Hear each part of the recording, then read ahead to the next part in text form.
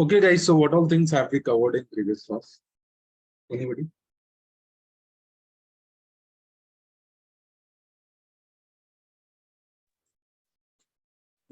Sir. So, in previous class, we learned about networking and cloud computing. So, in networking, we learned about networking devices, which are our switch, hubs, and routers. And then we learned about broadcasting devices and single collision demand. And we learned their practical application with some day-to-day life examples. You are not properly audible, Chinmay. What is the issue? Sorry, sir. Let me just turn off my fan.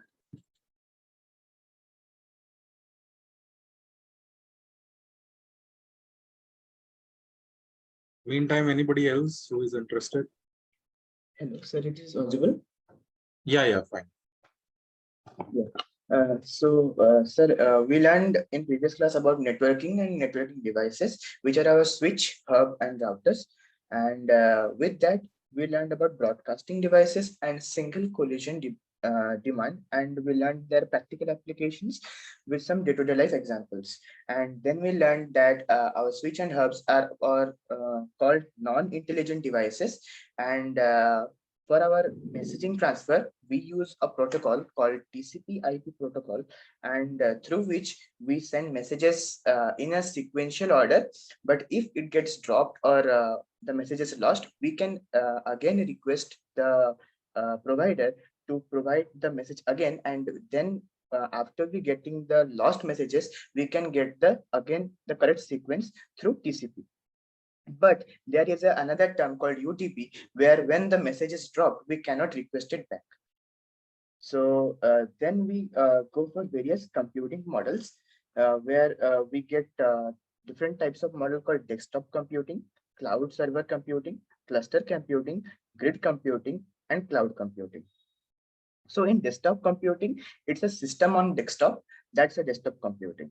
But in client server computing, anything can be a client, anything can be a server. That's a special term we called peer-to-peer networking. And in cluster computing, there are multiple devices connected through load balancer, and client hits the server. It's called cluster computing. But there are some problems in cluster computing. If the server gets down, then it will be very hard for the clients to reach the server. So we introduced grid computing. In grid computing, there are multiple clusters in multiple locations, so that if one cluster turns off, then multiple clusters can still manage the server. And thereafter, we come to the topic called cloud computing, where doing some processes from anywhere in the world. Thank you, sir. Okay.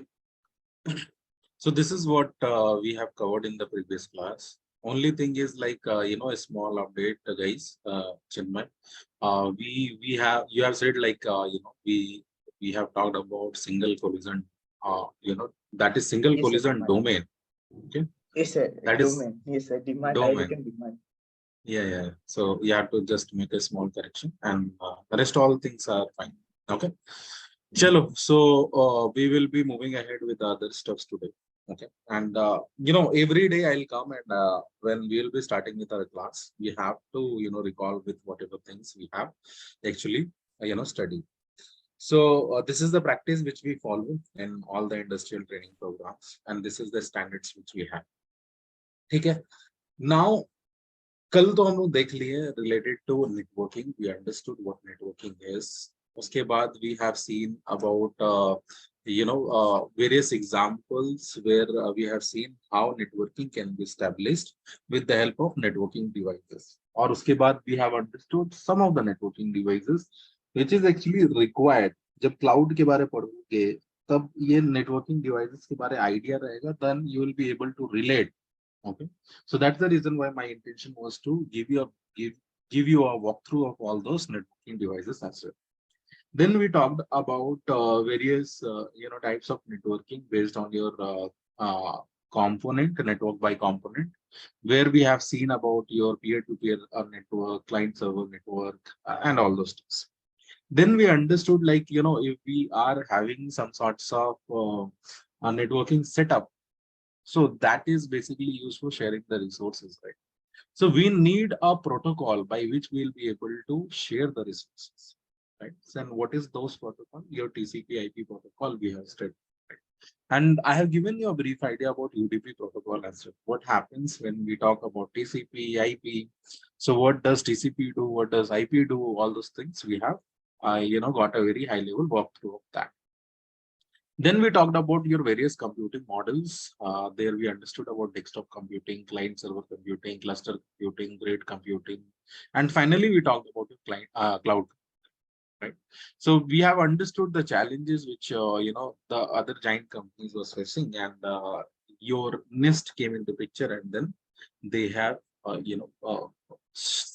said like, we can have some sorts of servers. अगर मेरे पास कुछ ऐसे resources available हैं, then I can certainly give it on to rent. Okay? And then फिर virtualization का concept आया. We talked about your hypervisor, and then ये चीजें virtualize हुआ, and then it has become a market now. तो अब इसमें मार्केट प्लेयर कौन कौन है? हमारे पास Amazon है, जिनका अपना एक प्रोडक्ट है AWS, हमारे पास माइक्रोसॉफ्ट है जिनका अपना प्रोडक्ट है Azure, हमारे पास गूगल है जिनका अपना प्रोडक्ट है GCP. So in detail, I want the recapitulations, right? तो इससे क्या पता चलता है कि how better way you have understood the things. अगर ऊपर ऊपर बता दिए तो that is means like you have understood ऊपर ऊपर. तो थोड़ा डिटेल में बताओ कि क्या क्या चीजें हुआ है. What all things have we covered? हम क्लासेस में ना कभी कुछ कुछ पॉइंट्स पे एकदम फोकस करके बात करेंगे. हम बताएंगे वो पॉइंट्स में you have to come and you have to you should not miss that, right? जैसे लाइक यहाँ पे बहुत सारे चीजें, बहुत सारे पॉइंट्स मिस हुए which I don't want to miss. हम निस्ट के बारे में बताए थे, हम हाइपरवाइजर के बारे में बताए थे. That was the main concepts, right? So वो सब चीजें छूट गया. So it should be an detailed one. Okay. So from the next time, since this is the beginning, most of you would not be knowing like how it is going to happen. So this is how Chinmay said, this is what I want, but in a detailed way. Okay. So let us, start with our today's topic, and we are going to cover about other theoretical concepts. So mostly our practicals are going to start from tomorrow. Okay. अभी क्या कर रहे हैं? We are just setting up your foundation. Because you have recently left your the schools, colleges, and then joined your engineering college. अभी एक साल हुआ है, we have completed that. Now you are into second year, and 2 more years are still there, right? So abhi when you will be jumping from one part to another part, college se you are jumping to your engineering college. Now you have to know like what is the path near to us. अभी 2 साल बाद you guys will be working into industry, working as a professional. Now you should be knowing like what sort of technologies are actually used into industry. अब सबको पता था कि okay engineering college में जाना है, I need to get some good grades, JEE mains का exam लिखना है, and then I need to know this basic fundamentals. First year में मैथ्स 1 पढ़े होगे, मैथ्स में बहुत सारे कॉन्सेप्ट्स पढ़े होगे जो कि रिलेट करते होगे when you were reading to your class 12 और 11, राइट? फिर फिजिक्स सब्जेक्ट होता है, केमिस्ट्री सब्जेक्ट होता है. सो ये लोग क्या करते हैं, पहले जो 11 12 में पढ़े हुए हैं उन्हीं को थोड़ा सा रिकॉल करके चीजें बताते हैं. तो अब जब इंजीनियरिंग कॉलेज में आने मींस इंजीनियरिंग कॉलेज का करिकुलम डिजाइन किया गया था, तो उसके बेसिस पे ही 11 12 का भी करिकुलम डिजाइन हुआ, ताकि यहाँ का जो भी कोर कॉन्सेप्ट है, फाउंडेशन है, you can take that into your engineering college, and फिर धीरे धीरे you will be learning about technologies. The same thing will happen over here also. अभी इंजीनियरिंग कॉलेज में हो, when you will be working into industry, वो core concepts which is actually required into industry, you have to read into your engineering curriculum. Okay. So engineering curriculum में तो वो सब बहुत एक ओवरव्यू टाइप से एडेड है, but in detailed you will be learning into summer internship industrial training programmes. So यहाँ पे we will be talking about the basic foundation. पहले we have talked about what it was actually required. आज हम थोड़ा सा पढ़ेंगे regarding your IT process management.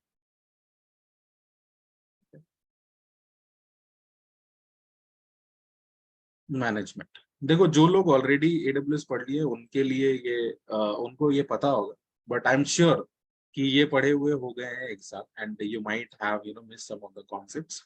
तो एक बार वापस से you have to see this. Okay. and I will be talking about some of the important fundamentals today, which is actually required into industry and actually required in the domain of cloud. ठीक है, तो अभी थोड़ा IT process management के बारे में समझते हैं। अभी ये समझते हैं कि अभी से 2 साल बाद when you will be joining into any company, any IT company, तो वहां पे काम कैसे होता है। First of all you need to understand that, then वहां पे जो भी काम होते हैं तो वहां पे वेरियस प्रोफाइल्स होते होंगे, right. when you are working into when you are studying into an engineering college, there are certain profiles, profile of CR, profile of faculty advisor, profile of HOD, profile of dean, profile of director, profile of trustee. There are n number of things, right? So similar to this, when you will be working into industry, you should have an idea कि यार बहुत सारे profiles क्या क्या है into my IT industry. कल के दिनों if I am learning Python, तो Python पढ़ के मेरा roles and responsibility क्या होगा इंडस्ट्री के अंदर। Python छोड़ दो, if you are learning now Azure, तो मेरा क्या क्या प्रोफाइल के लिए आई विल बी बेस्ट सुटेड, और अगर कंपनी में हम जाएंगे तो क्या काम करेंगे, right. You should have an idea. और अभी हम केवल पाइथन के बारे में बात नहीं करेंगे, I will not only talking about your cloud और Azure, I will give you an end to end idea, जिससे it will help you to make a better decision for your future. Okay, तो चलो थोड़ा सा अब इसको थोड़ा समझते हैं, what is IT process management. अब एक सिंपल सा बात बताओ, I want this class to be interactive. अब सिंपल सा बात बताओ, when we are going to work into IT industry में काम क्या होता है, किसी को कोई idea? Anybody, what do we generally do into an IT industry? Building products, Building software or products, something. softwares. Anybody else? Provide services. Provide services. Good, Swati. Yeah, Abhishek. Maintenance of software. Maintenance of software. Very good. Anybody else? Handling the database. Handling database, correct. Anybody else?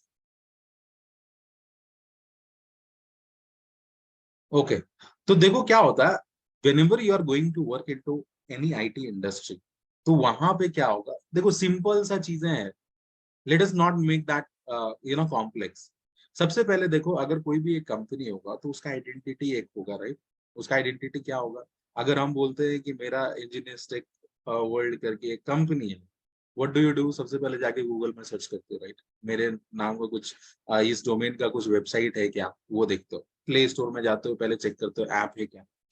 तो ultimately देखो ये दो fundamentals तो रहेंगे, क्या होंगे, मेरा web development होगा, मेरा ऐप डेवलपमेंट होगा। हर एक कंपनी का अपना वेब डेवलपमेंट, ऐप डेवलपमेंट, ये चीज तो कॉमन है जो कि ये होता है। ओके, बहुत सारे डेवलपमेंट बेस्ड कंपनी है जहाँ पे ये सब चीजें काम हो। अब इसमें भी वेराइटीज हो जाते हैं। अब ऐप का बात करोगे तो फिर जाकर you will have multiple things, जैसे कि अब मेरे को कोई एक डेस्कटॉप एप्लीकेशन बनाना, मेरे को एक कोई मोबाइल एप्लीकेशन बनाना है, मोबाइल एप्लीकेशंस में भी I can make your Android application, I can make your iOS applications, right? So these are in, okay, so these are few of the things which you need to take care। तो ये एक होगा कि वहां पे app development होगा, web development होगा। Ultimately if I से इन अ नटसेल, तो हम लोग क्या करेंगे, सॉफ्टवेयर डेवलप करेंगे। okay? तो केवल सॉफ्टवेयर डेवलपमेंट नहीं होता है, वहां पे क्या होता है कि सॉफ्टवेयर को मैनेज भी किया जा सकता है। अब कोई एक कंपनी है जो अपना एक सॉफ्टवेयर बना के रखी, अब जैसे मान लो ERP बेस्ड सिस्टम है किसी का, मार्केट में SAP इज फेमस, अगर किसी का ERP बेस्ड सिस्टम है, अब वो क्या करता है, एक कंपनी है सपोज एक्स कंपनी, ये क्या करता है कि SAP बेस्ड सॉल्यूशन है इसका, ये एक ERP सिस्टम बना करके दिया है, एंड कंपनी वाई क्या किया, इस कंपनी एक्स का ये प्रोडक्ट को इन लाइसेंसिंग टर्म परचेज कर लिया। अब ये कंपनी में क्या हो रहा है, SAP पे काम हो रहा है, सारा मेंटेनेंस हो रहा है, सारा काम हो रहा है, सारा ERP सिस्टम मेंटेन हो रहा है। अब भाई इसको मेंटेन करने के लिए कंपनी वाई को भी तो मैन पावर चाहिए, राइट। सो यहाँ पे when you will go, so you will be maintaining some of the software, ठीक है। तो अल्टीमेटली हम लोग सॉफ्टवेयर डेवलप करते हैं, सॉफ्टवेयर को मैनेज करते हैं। अब ये सॉफ्टवेयर को मैनेजमेंट में कभी कभी ऐसा होगा, अभी देखो, अभी एक गूगल प्ले स्टोर में व्हेन यू विल गो, तो अभी हमारे पास गूगल मैप्स होते हैं, ठीक है, गूगल मैप्स। गूगल मैप है या फिर कोई भी XYZ सॉफ्टवेयर है, हर एक सॉफ्टवेयर का हमेशा अपडेट्स आते रहता है। व्हाट्सएप बनाए हुए इतना समय हो गया, राइट, बट हमेशा कुछ नया फीचर्स, कुछ नया security they used to add. तो हम लोग का एक प्रोडक्ट ऑलरेडी बन गया है, उसको इनहेंस कर रहे हैं। तो product management is one part. अब फिर वो प्रोजेक्ट का डेवलपमेंट में ही आ जाता है वो सब हिस्सा, when we are adding certain updates over there. तो in a nutshell if I talk about what do we do into IT industry, हम लोग सॉफ्टवेयर बनाते हैं या सॉफ्टवेयर को मैनेज करते हैं, राइट। एंड देन एक सेपरेट डोमेन आता है वेयर अब सॉफ्टवेयर को मैनेज जैसे करोगे, कैसे मैनेज करोगे, सॉफ्टवेयर को डिप्लॉय करोगे, right, you will be putting this software into somewhere so that it will B publicly accessible for everybody. आज मान लो अगर हम एक वेबसाइट बना रहे हैं, एक हम अपना वेबसाइट डिजाइन कर रहे हैं, अगर हम वो डिजाइन करके अपने लोकल में रखेंगे, will that going to serve my means my issues, मेरे प्रॉब्लम को क्या वो सॉल्व करेगा? अगर हम अपने सिस्टम में ही रखेंगे तो विल माई एम और will my goal will be satisfied? No, वो सबको एक्सेसिबल होना चाहिए, राइट। अब उसको मेरे को एक सेंट्रलाइज जगह पे रखना पड़ेगा। तो सपोज करो एक डेवलपर लोग हैं, वो तो डिजाइन कर दिया अपना अपना HTML CSS जावास्क्रिप्ट रिएक्ट वगैरह वगैरह फ्रेमवर्क यूज करके वो क्या करते हैं, वेबसाइट डिजाइन करते हैं। अब ये वेबसाइट को मेरे को सबके लिए पब्लिकली एक्सेसिबल बनवाना है, then only I will be able to serve my goal. अभी यहाँ पे क्या होगा कि मान लो कि यहाँ पे मेरे पास एक एप्लीकेशन, अब ये एप्लीकेशन बन गया, अब ये एप्लीकेशन को मेरे को होस्ट करना पड़ेगा, राइट। तो यहाँ पे मेरे को क्या चाहिए, एक इंफ्रास्ट्रक्चर चाहिए जहां पे हम ये एप्लीकेशन सबको होस्ट करके रखेंगे। And then only I have said कि अगर मेरे को एक वेबसाइट डिप्लॉय करना है, क्या करना पड़ेगा, पहले मेरे को एक सर्वर को इसको as a web server treat करवाना होगा, एंड देन उसके अंदर we have to set our codes, वहां पे हम अपना स्क्रिप्ट रखेंगे, and then once we hit the public IP of this we will be getting the response. और या फिर हम क्या कर सकते हैं, इसका आईपी को एक डोमेन के साथ मैप कर सकते हैं, and once I will be hitting the domain, वो आईपी को रिजॉल्व होगा, आईपी से मेरे ये सर्वर तक जाएगा, and I will be able to get the response, right. तो आईटी इंडस्ट्री में क्या होगा, सॉफ्टवेयर बनाना होगा, सॉफ्टवेयर को मैनेज करना होगा, सॉफ्टवेयर को डिप्लॉय करना होगा। These are the few key things. अब यहाँ पे एक और भी सेक्शन आता है where data analytics, data science comes into picture. Okay, ये तो सॉफ्टवेयर बिल्डिंग का बात हो गया, यहाँ पे सारा चीजें हो गया। When we talk in terms of data science, तो हम लोग वहां पे बोलते हैं we are building certain product. Okay, अब यहाँ पे क्या होता है कि सपोज मेरे को वेबसाइट से ही मेरे को बहुत सारे डेटा मिल रहा है, ओके, बहुत सारे डेटा मिल रहा है, and that is getting stored inside my database. Okay, या फिर यहाँ से डेटाबेस में नहीं जा करके एक डेटा वेयर हाउस का भी कॉन्सेप्ट होता है, हम लोग वहां पे डेटा वेयर हाउस में भेजते हैं। You can understand data warehouse is a kind of factory.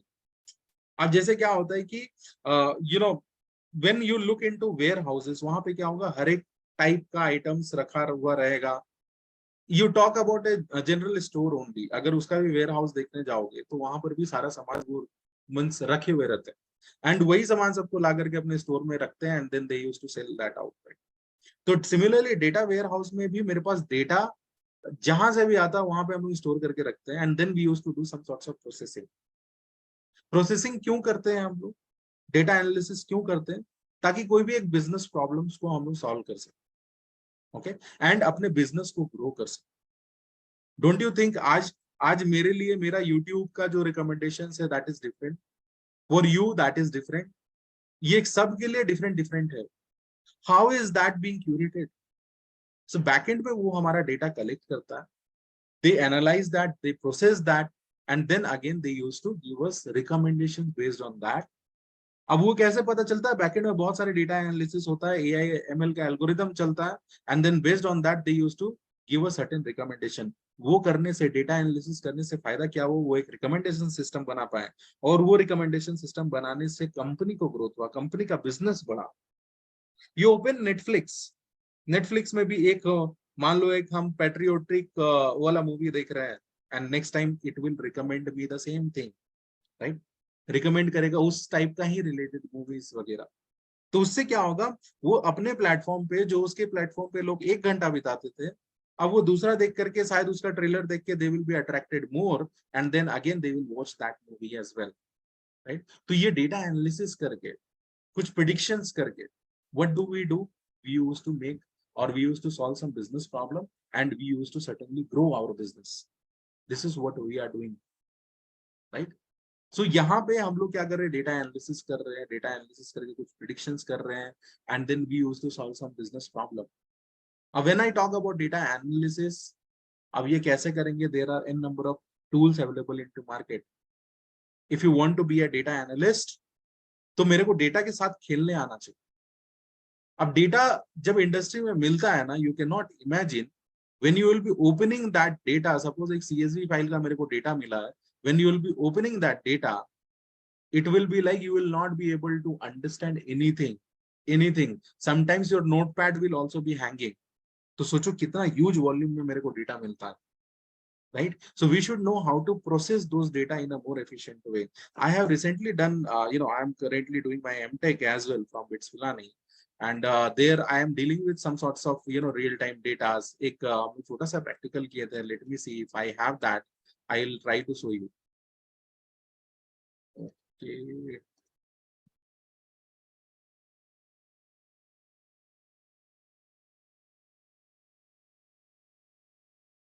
Let me pause that for a while.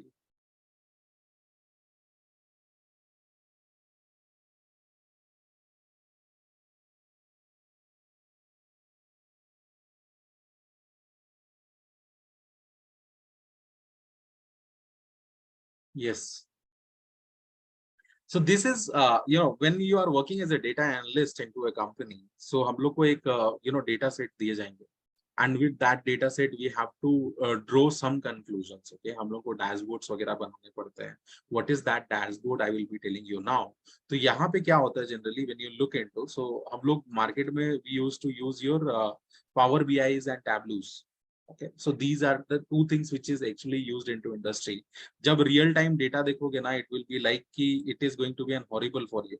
Okay, but let me show you if I can show some sorts of data into this.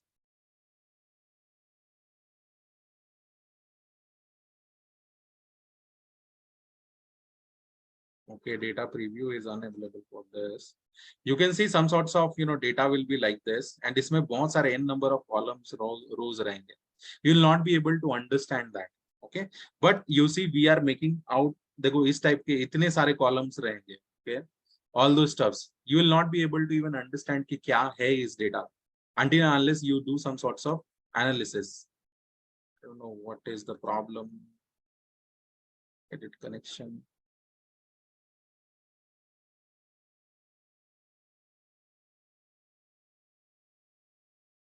Let me close this one.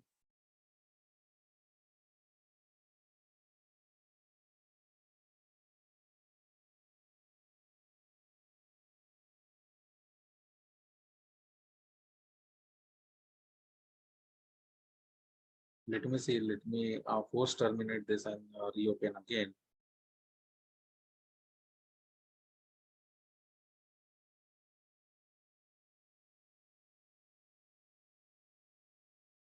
Okay.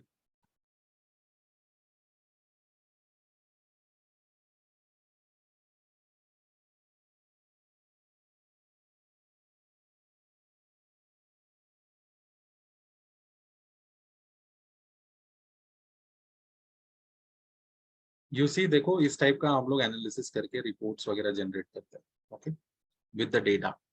सो जिसको थोड़ा data analysis में, data analytics में interest है, you can basically learn about this two technology, this two tools, जो कि power BI, Tableau हम लोग बोलते हैं. And certainly we used to create some kind of dashboard. Okay, अगर हम डेटा को ओरिजिनली देखेंगे, we will not be able to understand the trends, the patterns. Okay, but when we will be following certain dashboards, तब हम लोग को कुछ ट्रेंड्स, कुछ पैटर्न्स मेरे को पता चलेगा. अगर मेरे को डेटा सेट दे दिया जाएगा एंड उसके बाद फिर जाकर के हम लोग को अगर बताया जाएगा कि, पूछा जाएगा कि okay you look into this data set and tell me कि कौन से ऐसे डिजीज हैं जिसका वैक्सीन इट्स मोर टेकन. तो you see measles is such kind of disease.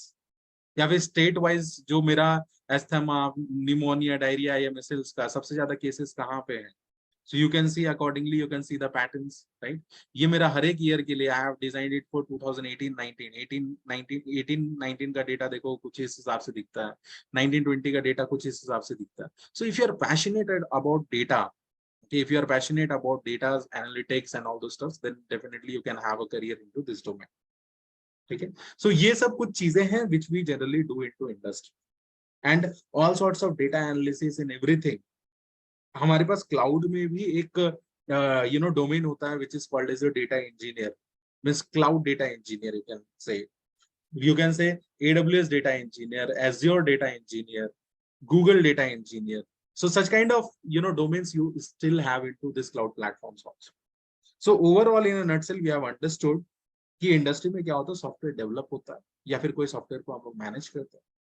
It can be a website, it can be an application, it can be an desktop application, mobile application, ये कुछ भी हो सकता है. We do some sorts of data analysis and ये application सबको हम लोग host करते हैं where into cloud platforms. Okay, तो अभी इतना चीजें concepts अभी अपने को clear हो गया. अब now let us try to understand the various profiles, roles and responsibilities. How this development phase or how this deployment phase works into industry. अगर हम एक सॉफ्टवेयर बना रहे हैं, देखो हर एक कंपनी का अलग अलग स्ट्रैटेजी होता है, अलग अलग मेथोडोलॉजी होता है. Okay, but I'll try to give you a common scenario जिससे you will get an idea. Okay, तो देखो जनरली क्या होगा कि अगर मान लो मेरा एक कंपनी है, okay, and I provide some IT solutions. तो सपोज हम लोग क्या कर रहे हैं, सॉफ्टवेयर बना रहे हैं, we are building some software. अब सॉफ्टवेयर बनाने के लिए I need men powers, I need software developers. Suppose मेरे को पाइथन में सॉफ्टवेयर को बिल्ड करना, so I need Python developers, right? अब वो कितने डेवलपर्स होंगे, it depends on to the size of the project. अगर वो प्रोजेक्ट बहुत बड़ा है तो मेरे पास 100 बंदे होंगे या 200 बंदे होंगे या 1000 भी हो सकते हैं. अगर प्रोजेक्ट बहुत छोटा है, मेरे पास 2 बंदे भी मिलकर काम कर सकते हैं. तो आई एम थिंकिंग कि चलो ये मेरा एक छोटा सा application which we have to design where I need 2 developers at least. Okay, तो चलो यहाँ पे हम क्या करते हैं, 2 डेवलपर को लगाते हैं काम करते. Now these 2 developers will write the code. ये पाइथन में आप कोड कर रहे हैं, कोड करके कोड करते करते they have done lots of testing internally और वो कोड को बिल्ड कर दिए. कोड अब मेरा पूरा रेडी हो गया. Do you think कि जब मेरा कोड रेडी हो गया तो मेरा एंड गोल अचीव हो गया? No, right? So what I need to do, मेरा जब कोड रेडी हो गया उसके बाद फिर जाके सपोज क्या हुआ, all of a sudden मेरे को पता चला कि मेरा एक कुछ छोटा सा स्क्रिप्ट मेरे अपने लैपटॉप में रखा हुआ. Okay, when you will be joining any company they will be providing you their own laptop. क्यों करते हैं? Because of the compliances. अब ये कॉम्प्लायंसेस क्या होता है इसके बारे में हम लोग थोड़ा बात करेंगे in detail. See I will just give you an overall idea. Whenever you are going to work into industry, वो लोग क्या करेंगे ना, सबसे पहले एक लैपटॉप देंगे. अब ये लैपटॉप के अंदर you have to go when you are working with देखो नॉर्मल कंपनीज के साथ काम करोगे where they are dealing with some small clients, they are going to give you a laptop और उसके बाद बोलेंगे ठीक है आप इसमें काम करो एंड उसमें कुछ एक्सेस को ब्लॉक कर देंगे and that's it. But when you are going to work with health care industry, अब मान लो हेल्थ केयर इंडस्ट्री को भी IT इंजीनियर्स चाहिए. If you are working with any fintech industry, उनको भी they also need IT engineers. तो यहाँ पे when you are working with any fintech company or when you are working with any healthcare organization, उनके लिए ना compliances बहुत matter करता है. हमेशा हर एक year there used to be certain audits. Okay, audits होते हैं जो कि एक थर्ड पार्टी कंपनीज करते हैं. तो सपोज ये कंपनी XYZ कंपनी है. ओके, ये XYZ कंपनी है. This company is working on to health care. Okay, health care. अब ये जो हेल्थ केयर कंपनी जो है ये क्या कर रहे हैं, कस्टमर का बहुत सारे डेटा ले रहे हैं और डेटा ले करके ये अपने क्लाउड प्लेटफॉर्म पे रख रहे हैं.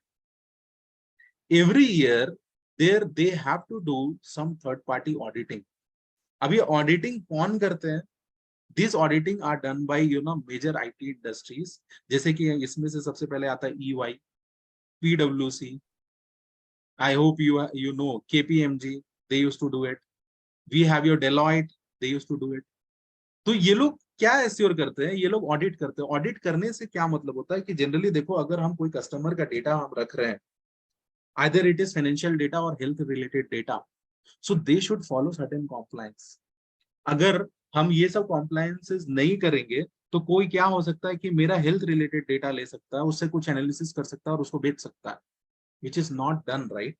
अगर कोई मेरा फाइनेंशियल डेटा मेरे जगह मेरा स्टोर कर रहा है, अगर हम अमेजोन में सपोज अपना क्रेडिट कार्ड का डिटेल डाल रहे हैं, अपना हम डेबिट कार्ड का डिटेल डाल रहे हैं एंड अपना यूपीआई आईडी डाल रहे हैं, if that is lead to some other organization, तो मेरा तो पूरा लॉस हो जाएगा।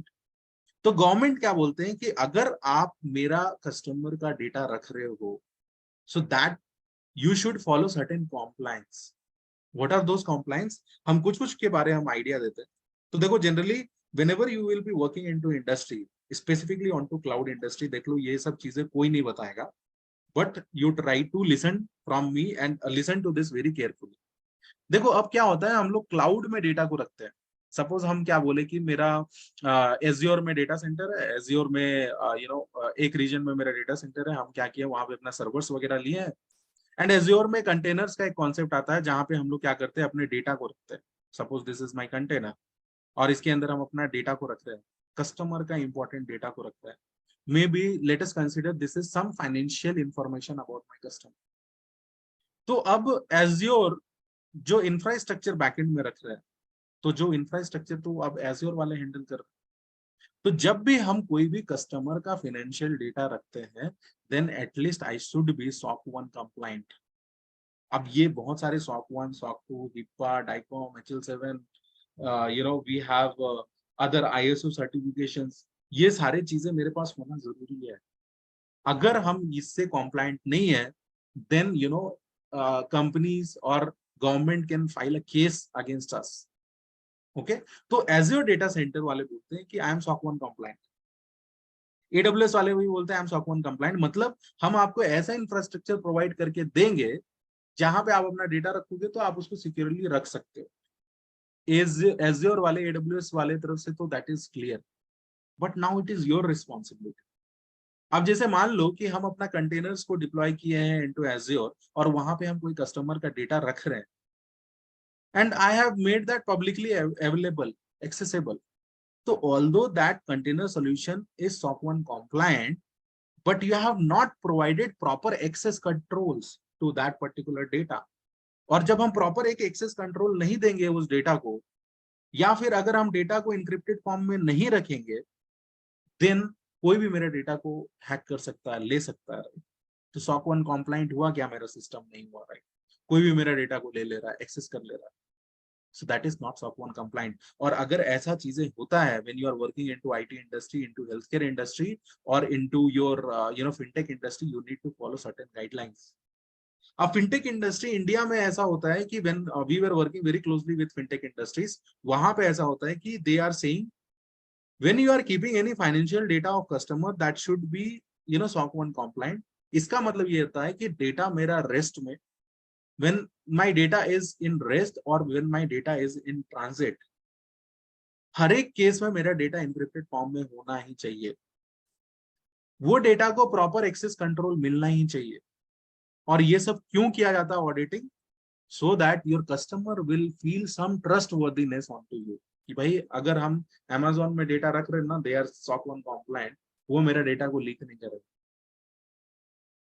एवरीबडी आज कोई भी Amazon प्लेटफॉर्म पे जाता है, वहां पे अपना क्रेडिट कार्ड, डेबिट कार्ड का डिटेल्स डाल देता है बेझिझक, because they know they are bigger giants companies. वो अभी तक इसलिए टिके हुए हैं because they are following certain norms, और ये ऑडिट्स हमेशा होते हैं। कभी भी अचानक से companies can come and then they can do a auditing. अगर यहाँ पे फेल हो गए, they can file a case against you, company पूरा शट डाउन हो सकता है, right? Similar to this, we used to store some of the health related data of our customer, right? अब वो health related data है, तो अब यहाँ पे बोलता है that should be again follow some HIPAA compliance, okay? That is HIPAA, I guess, okay? यहाँ पे Google में सर्च करोगे, then you will be able to know Accountability Act, yes, HIPAA, HIPAA. So देखो HIPAA compliant, okay? So you should be HIPAA compliant. अब इसका मतलब भी वही होता है कि डेटा को मेरा सिक्योर रखना है भाई, मेरा डेटा को प्रॉपर एक्सेस कंट्रोल देना है, एंड मेरा डेटा कंपनीज में देखो प्रॉब्लम क्या होता है ना, कंपनीज वाले बोलते हैं कि यार मेरा हेल्थ रिलेटेड डेटा हम कस्टमर के स्टोर करके रखते हैं एंड उससे हम लोग कुछ रिसर्च करते हैं। मेरे को प्रॉब्लम बाहर वालों से नहीं है, कंपनी के इंटरनल मेंबर से है। अब इंटरनल मेंबर से मतलब ये है कि सपोज करो अब वो एक इंफ्रास्ट्रक्चर में हम काम कर रहे हैं, अब एक बंदे काम नहीं कर रहे, उसमें लाखों बंदे काम कर रहे हैं। अब इंटरनली कौन मेरा डेटा निकाल करके कहाँ रख दिया, कहाँ भाग गया, एंड कौन मेरा डेटा लेकर के किसी और थर्ड पार्टी कंपनी को भेज दिया, that is again a pain point, right. तो मेरे को ऐसा सिस्टम सेटअप करना पड़ेगा ताकि my my data will be following certain compliance, और उसके बाद फिर मेरा डेटा लीक ना हो, मेरा डेटा सिक्योर्ड रहे हमेशा। Because of that when you will be working for an enterprise client, जैसे हेल्थ केयर कंपनीज के लिए काम करोगे, when you will be working for some of fintech organization, insurance based company के साथ काम करोगे, तो वो लोग क्या करेंगे, सबसे पहले अपना एक लैपटॉप देंगे। वो लैपटॉप के अंदर, ये लैपटॉप में you will not be able to run any application except their application. इस लैपटॉप में if you even put your pen drives, that is not going to work for you. तो मतलब मेरा डेटा अब बाहर तो जाएगा ही नहीं जाएगा, कोई भी केस। उसके बाद फिर ये लोग क्या करते हैं ना, कि सपोज हम अभी एज्योर अकाउंट को कनेक्ट किए और वहां पे हम मेरे को कंटेनर में कुछ डेटा रखे हुए थे। अब मेरे को वो टेस्टिंग पर्पस के लिए डाउनलोड करना था, हम डाउनलोड तो कर लिया अपने सिस्टम में। अगर हम बाय एनी चांस लैपटॉप में ये कनेक्ट नहीं हो रहा, बाय एनी चांस हम via some internet connectivity also if I can move the data, that is also not possible. क्यों? क्योंकि देखो जनरली क्या होता है ना, when you will be working into company with this enterprise client, वो अपना एक लैपटॉप देंगे, लैपटॉप के अंदर there is something called as your work space. मतलब लैपटॉप के अंदर लॉग इन करोगे, उसके अंदर जा करके you need to connect to some other system. अब वो अदर सिस्टम के अंदर कनेक्ट करके, मतलब एक लैपटॉप के अंदर सोचो एक और हम सिस्टम को खोल रहे हैं एंड उसके अंदर हम काम कर रहे हैं, एंड उसके अंदर there are various group policies. Group policies हम लोग बोलते हैं। वो ग्रुप पॉलिसीज का मतलब ये होता है कि वहां पे वो सर्टेन रिस्ट्रिक्शंस लगा के रखते। You can not open this side, you cannot move the data this side, you cannot insert pen drive, you cannot change the date, you cannot change the admin password, your password should be this much long, this much character, ये सब करके, and everything is controlled from the head office। तो मतलब अब मेरे को एक laptop दिया गया, उसके अंदर हमको एक और लैपटॉप और एक सिस्टम को कनेक्ट करना है, उसके अंदर मेरे को काम करना है, एंड उसका डेटा मेरा वहीं पे रहेगा। I can not even move that out, right. Why do that? because they have to follow certain compliance, because they are dealing with financial data of customer, they are dealing with health related data of your customer. So ये सब चीजें you need to take care of when you are working into industry, okay। when you look into Google, okay, और YouTube में भी जाओगे ना, if you want to start with Azure, ठीक है, वो बताएंगे वर्चुअल मशीन कैसे क्रिएट करते हैं, but that to default setup सब कुछ करके वैसे चले जाएंगे। but these are the key things where industry wants expertise, कि मेरा डेटा ऐसी कोई ना रखे। I should follow certain compliance।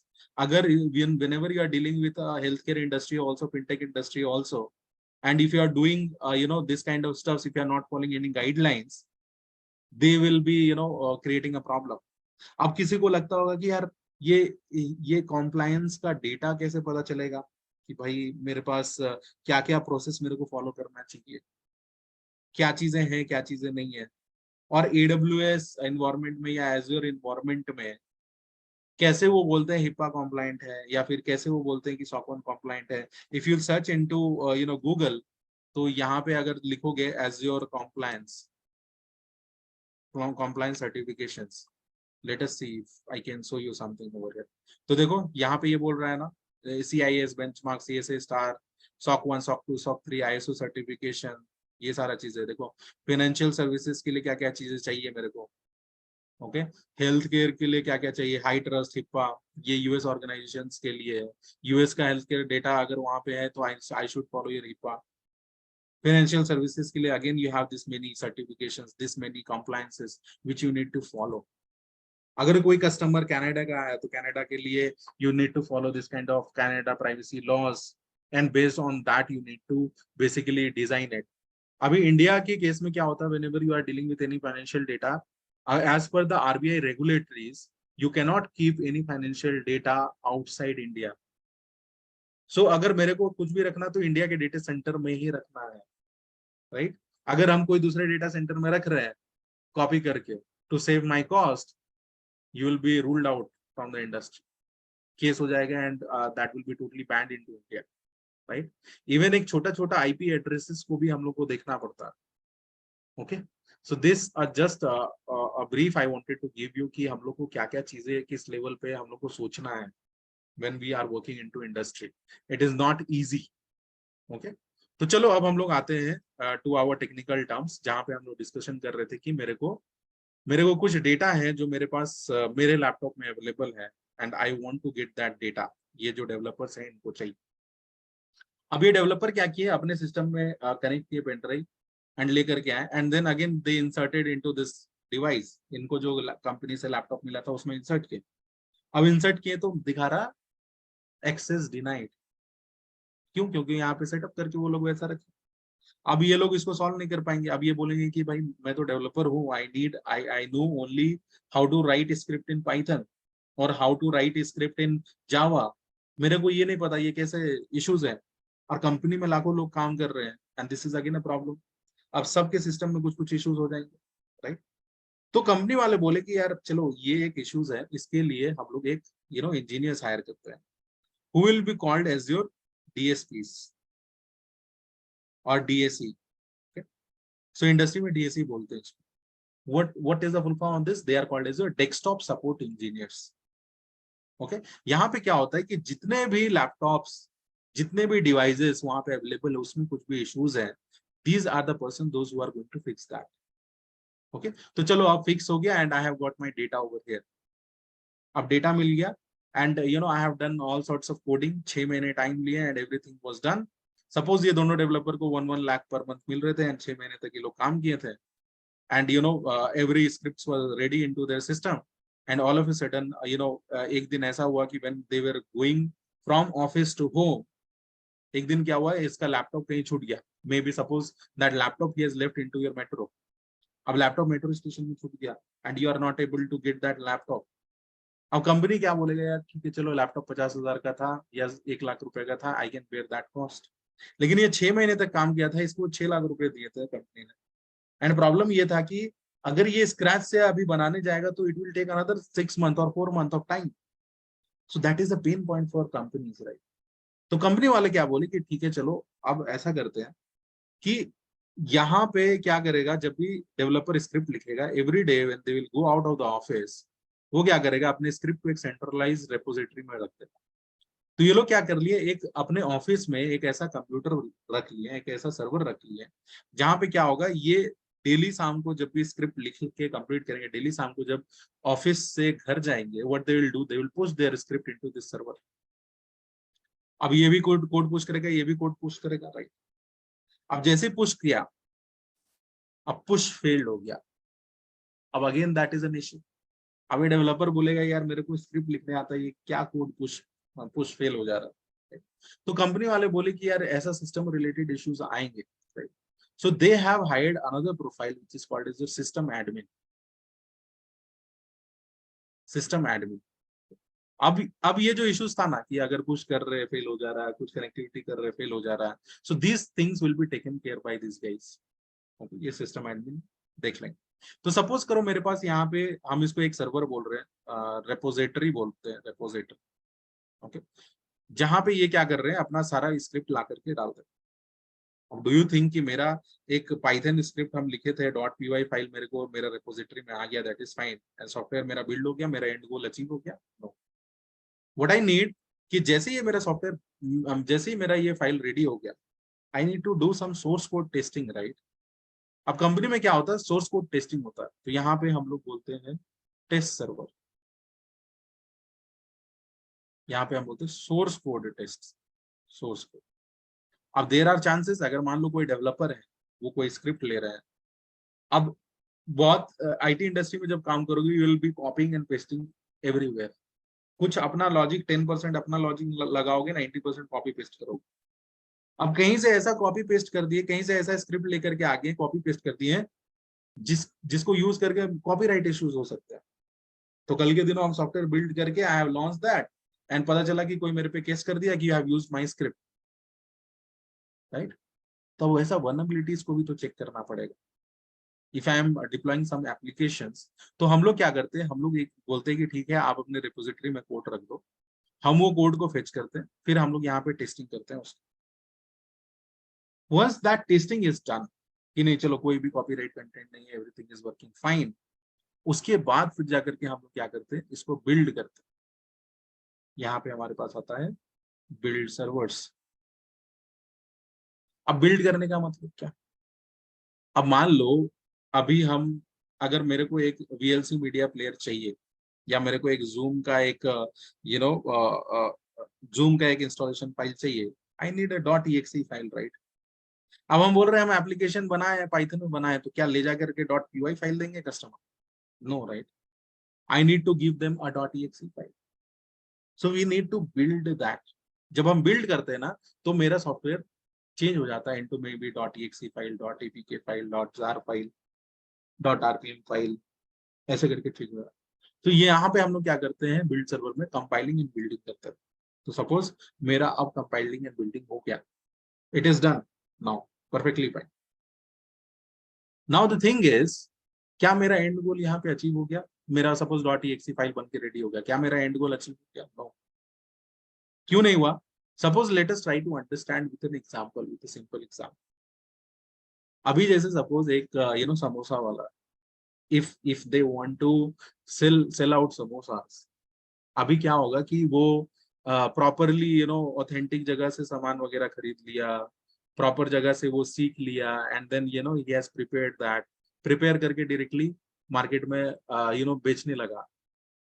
अब अचानक से क्या हुआ, जैसे मार्केट में बेचने लगा, अचानक से पता चला यार इसमें तो जो मटेरियल डाले हो वो उसमें बहुत ज्यादा तीखा हो गया, या नमक डालना तो भूल ही गए, तो क्वालिटी में कॉम्प्रोमाइजेशन हो गया, राइट। तो अल्टीमेटली फिर जाकर के क्या होगा, उसका बिजनेस में लॉस होगा। The same happens with your software development also. जब भी हम सॉफ्टवेयर को बिल्ड करते हैं, डॉट एक्सी फाइल बन गया, have we done quality assurance test? तो हम लोग क्यूए टेस्ट करते हैं ये सॉफ्टवेयर का। अब ये क्यूए टेस्ट का मतलब क्या होता है कि हम लोग यहाँ क्या करते हैं, यहाँ पे मल्टीपल सर्वर्स ले लेते हैं, मे बी विंडोज का वेरियस फ्लेवर्स ले लें, विंडोज 7, विंडोज 8, विंडोज 10, विंडोज 11, ऐसे करके हम लोग बहुत सारे विंडोज की सर्वर्स ले लेंगे, एंड उस पर अपना एक्सी फाइल को रन करेंगे। जब रन करेंगे तो यहाँ पे हम लोग क्या कर रहे हैं, क्वालिटी टेस्ट। अब इसका मतलब ये हुआ कि अगर एक एप्लीकेशन को हम बना रहे, वो एप्लीकेशन को एक्चुअल में लेना चाहिए था 1 GB ऑफ रैम, अब वो ले रहा है 6 GB of RAM. So do you think कि वो मेरा क्वालिटी सॉफ्टवेयर बिल्ड हुआ है? नहीं, राइट। फिर मेरे को क्या करना पड़ेगा, अगर यहाँ पे क्वालिटी टेस्ट में फेल हो जाता, फिर डेवलपर को बोलना पड़ेगा, फिर डेवलपर बनाएंगे, फिर रिपोजिटरी में पुश करेंगे, फिर टेस्ट होगा, सोर्स कोड टेस्टिंग, फिर बिल्ड होगा, फिर टेस्ट होगा, फिर गड़बड़ हुआ, फिर जाएगा डेवलपर, फिर रिपोजिटरी, फिर टेस्ट, फिर बिल्ड, फिर क्वालिटी टेस्ट। जब क्वालिटी टेस्ट सक्सेसफुल होगा, okay, then we will be deploying it onto a server. अगर सपोज करो मेरे को एक वीएलसी मीडिया प्लेयर हम एक बना रहे, डॉट एक्सी फाइल मेरा बन गया, रेडी हो गया। अब फिर हम क्या करते हैं, इसको अपने एक वेबसाइट बनाते हैं, वो वेबसाइट को हम होस्ट करते हैं इनटू अ सर्वर, और वो सर्वर पे जा करके हम क्या करते हैं, अपना डॉट एक्सी फाइल को डाल देते हैं, and people will connect to this particular server, ये वेबसाइट को जाएंगे via internet, okay, via internet. उसके बाद यहाँ पे जा करके ये जो एक्सी फाइल है इसको डाउनलोड कर लेंगे इनटू देयर सिस्टम, और उसके बाद उसको इंस्टॉल कर लेंगे। उसका कुछ लाइसेंसिंग होगा तो उसका लाइसेंसिंग कॉस्ट दे देंगे। जब हम लाइसेंसिंग कॉस्ट दे देंगे तो फिर मेरा एंड गोल अचीव हो जाएगा, राइट। तो हम लोग क्या बोले, जैसी क्वालिटी टेस्ट हो गया, हम लोग अपना मल्टीपल प्रोडक्शन सर्वर्स लिए, these are called as prod server, okay. अब ये प्रोडक्शन सर्वर्स मल्टीपल सर्वर्स है, यहाँ पे लोड बैलेंसेस वगैरह लगाए हुए हैं suppose, and via internet I am actually connecting to this, ये लोड बैलेंसेस वगैरह लगाए हुए हैं, and via internet I am connecting to this. हम लोग यहाँ पे अपना डोमेन को मैप करके रखे हुए, तो ये लोड बैलेंसर का IP is mapped with your domain. हम अभी जो जो बोल रहे हैं ना, एकदम क्लियरली सुनना और इसको एक नोट बना के रखना, क्योंकि अभी बिगनर हो सकता है कि चीजें कुछ कुछ मिस आउट कर जाओ, but that will create a problem later on. हम क्या बोले, यहाँ पे मेरा प्रोडक्शन सर्वर्स बनाएंगे, उसमें हम अपना एप्लीकेशन को डालेंगे, एंड हम वहां पे एक डॉट एक्सी फाइल का डाउनलोड का ऑप्शंस डाल देंगे, and what I will do, I will be connecting this servers with a load balancer, and इसका जो लोड बैलेंसर का आईपी होगा या डोमेन नेम होगा, उसको हम मैप करेंगे अपने डोमेन के साथ। अब फिर यहाँ से बैठ के लोग VLC मीडिया प्लेयर डाउनलोड पे जाएंगे, so ultimately they are hitting to this website, और ये वेबसाइट पे जा करके इनका जो कंटेंट है उसको डाउनलोड करेंगे तो इनके सिस्टम में .VLC मीडिया प्लेयर आ जाएगा। जैसे ही आ गया तो फिर उसको इंस्टॉल करेंगे, इंस्टॉल करने के बाद अगर उसका कुछ लाइसेंसिंग कॉस्ट है तो वो लाइसेंसिंग कॉस्ट पे करेंगे and then this company will be benefited. अब कुछ कुछ ऐसा जगह है, ऐसा चीजें हैं जहाँ पे बोलते हैं कि okay I don't need any cost और licensing cost, but do you think कोई भी कंपनी नुकसान में अपना काम करती है? No, never. They use to वो बोलेंगे कि ठीक है हम फ्री में देंगे, एंड वहां पे जब टर्म्स एंड कंडीशंस होता है ना, when you blindly accepts that and move on, वहां पे वो लोग ऐसा भी बोल देते हैं कि ठीक है this is totally free of cost, ये वो करके, and but in the back end they will be taking your data and you are allowing that, and once you allow तो उनका जितना कॉस्ट वो लाइसेंस में लेते हैं उससे ज्यादा कॉस्ट वो कमा लेते हैं by selling your data, right? So this is what happens in the back and. तो जब ये एक कस्टमर तक रीच हो गया, कस्टमर उसका लाइसेंसिंग फी पे कर दिया, then only I can say my end goal is achieved, right? But यहाँ पे देखो सबसे बड़ा प्रॉब्लम क्या है, अभी भी ये पहले ऐसा होता था, this is the problem again here. अब प्रॉब्लम ये है कि डेवलपर अपना कोड लिख रहा है, रेपोजिटरी में जा रहा है, अब रेपोजिटरी में एक डेवलपर भेज रहा है, 2 डेवलपर भेज रहे हैं, 5 डेवलपर भेज रहे हैं, 10 डेवलपर भेज रहे हैं, 1000 डेवलपर भेज रहे हैं, एक ही प्रोजेक्ट पे काम कर रहे हैं, सब रेपोजिटरी में भेज रहे हैं। अब आज हम कुछ भेजे, कल के दिनों मेरे को लगा कि नहीं यार इसमें कुछ चेंजेस करना चाहिए, तो बहुत सारे वर्जन्स यहाँ पे बन जाते थे, बहुत सारे वर्जन्स बन जाते थे, and because of that managing our code repository was very very difficult. So I need certain system which can manage, or which can which where I can control my versions of code. So उसके लिए VCS आए market में, where we talked about it, Git and GitHub. Okay, so Git और GitHub अब हम industry में use करने लगे, थोड़ा प्रोसेस ऑटोमेट कर दिए, प्रॉपर वे में मैनेज होने लगा, टाइम कम लगने लगा, and this is the way we were able to manage our code repositories. Okay, फिर धीरे से जैसे ही कोड रेपोजिटरीज से काम हो गया खत्म, अब मेरे को टेस्ट करना था, राइट? अब यहाँ पे क्या करते थे हम, बहुत सारे सर्वर्स लगा के रखते थे, उसमें स्क्रिप्ट आता था, मेरा मैनुअल वहाँ पे टेस्टिंग वगैरह करते थे, आदमी बैठा के रखते थे, एंड वो मैनुअली सारे स्क्रिप्ट को टेस्ट करते थे। यू कैन इमेजिन अगर कोई मेरे पास 5 लाख लाइन का अगर स्क्रिप्ट है, उसको टेस्टिंग करने में कितना टाइम लग जाएगा, right? So we need certain automation tools with the help of which we can do some sorts of testing. और ये मार्केट में फिर हमारे पास वेरियस ऑटोमेशन टूल्स आने लगे, जैसे कि हमारे पास है मार्केट में सोनार cube. There are various other tools as well, with the help of which we can do some sorts of testing. Okay, once this is done, फिर हमको बिल्ड करना था। अब बिल्ड करने के लिए भी मैनुअल प्रोसेस थे, अब इसको भी ऑटोमेट कर दिया। अब इसको ऑटोमेट कैसे किया हम लोग? वी हैव समथिंग, अगर जावा वाला फाइल है तो we have something called as Maven, इसके थ्रू हम लोग बिल्ड करते हैं। सो बहुत सारे टूल्स है मार्केट में अवेलेबल, हम कुछ कुछ का नाम बोल रहे हैं जो कि स्टैंडर्ड्स हैं into industry, that we are going to use now. ठीक है, तो अब हमको पता चल गया, अच्छा डेवलपर कोड पुश करेंगे, गिट एंड गिटहब हम वहां पे सेटअप कर देंगे, and my versions will be controlled very easily, I will have no issues. वहां से जैसे काम कंप्लीट होगा मेरे को सोनार क्यूब को चला जाएगा, वहां पे मेरा टेस्टिंग होगा, दैट इज फाइन। जैसे टेस्ट हो गया मेरे को बिल्ड करना है, बिल्ड हो गया मैवन के through, that is also fine. अब बहुत इजीली मेरा काम होने लगा। अब जैसे मान लो बिल्ड हो गया, अब मेरे को यहाँ पे क्वालिटी टेस्ट करना है। अब क्वालिटी टेस्ट करने हैं तो यहाँ पे मेरे पास मल्टीपल सर्वर्स हैं, सपोज यहाँ पे मेरे पास 10,000 सर्वर है, 10,000 में मेरे को टेस्टिंग करना है। अब 10,000 सर्वर्स में टेस्टिंग करना मतलब कि 10,000 सर्वर्स के अंदर जा करके मेरे को वो एप्लीकेशन को इंस्टॉल करना पड़ेगा, फिर उतने बंदे लगाने पड़ेंगे जो कि वहां पे एप्लीकेशन को रन करके टेस्ट करेंगे। So it will be a very hectic task for me. क्यों? क्योंकि मेन पावर उतने लगाने पड़ेंगे, एंड एक सॉफ्टवेयर को बनाने में जितना खर्चा हो जाएगा उतना हम उससे कमा भी नहीं। अब 10,000 सिस्टम में टेस्ट करना, यू कैन इमेजिन 10,000 सिस्टम में एक एक करके लॉग इन करना, उसके अंदर जा करके अपना काम करना, that was the biggest pain point. तो मार्केट में एक कॉन्फ़िगरेशन मैनेजमेंट टूल आया which is called as your Ansible. Okay, market में क्या है, कॉन्फ़िगरेशन मैनेजमेंट टूल आया which is called as your Ansible. Ansible के थ्रू हम लोग क्या करने लगे, उसमें एक प्लेबुक फाइल लिखना पड़ता है। एक फाइल लिख दो, ये प्रोसेस ऑटोमेट हो जाता है। एक प्लेबुक फाइल लिख दो, उसके अंदर अपने सर्वर्स को ऐड कर दो, ये हमारे पास जो भी क्वालिटी टेस्ट सर्वर्स है उनको हम ऐड कर देंगे, और वहां पे एक स्क्रिप्ट प्लेबुक फाइल लिख देंगे कि भाई ये सारे सिस्टम में जाओ और ये एप्लीकेशन इंस्टॉल करके आ जाओ। That's it, with the help of एनसिबल एक स्क्रिप्ट के थ्रू सब मेरे सर्वर्स में एप्लीकेशन डिप्लॉयमेंट हो जाएंगे। सो यहाँ पर भी automation say that was perfectly fine. अब देखो यहाँ पर भी एक प्रॉब्लम है, लेकिन फिर अब ये प्रॉब्लम क्या है भाई? अब एक एक चीज सोचो, एक चीज समझो, जब भी कभी हम लोग एक एप्लीकेशन को रन करते हैं हमारे सिस्टम में, what do we need?